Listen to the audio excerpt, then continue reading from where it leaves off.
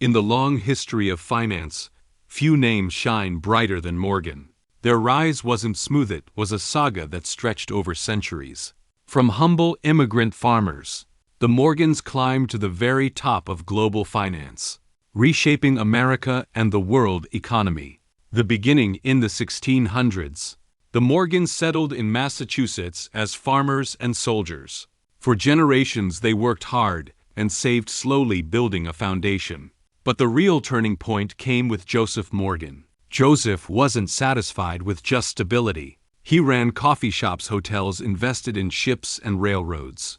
In 1835, a fire destroyed his insurance company. While others panicked, Joseph bought cheap shares, rebuilt the company, and struck gold. That fortune, about $150,000, became the first brick of the Morgan Empire. London and the big break. Joseph's son, Junius Spencer Morgan, had bigger dreams.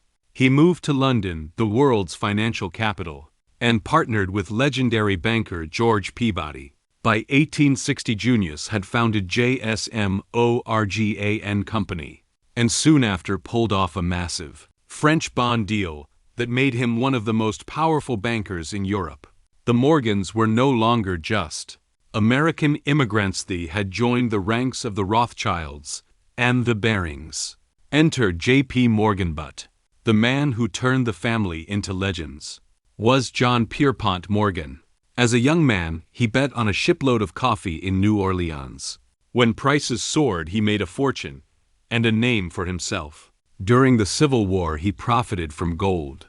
Afterward, America's railroads were a mess. Morgan stepped in, reorganized them, and created order out of chaos. Then came steel. He bought out Andrew Carnegie and formed U.S. Steel, controlling 60% of the country's production.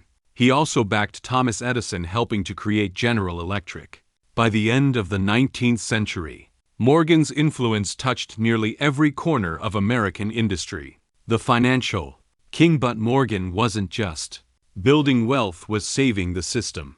In 1895, when the US Gold Reserve nearly collapsed, he stepped in with millions in gold to stabilize the treasury. In 1907, during a full-blown panic, 70-year-old Morgan gathered Wall Street's biggest bankers in his library, invested his own money first, and forced them to follow. That night, people said the U.S. government may have fallen, but Morgan still stands. The fall and the legacy. Yet every empire fades. In 1912, the Titanic, a Morgan-backed ship, went down. A year later, J.P. Morgan himself passed away. Soon after, new laws forced the family empire to split into J.P. Morgan and Morgan Stanley. But the name lives on today. J.P. Morgan Chase and Morgan Stanley are still financial giants. What the Morgans left behind isn't just wealth, it's a story of bold vision, relentless ambition, and power that once held the fate of nations.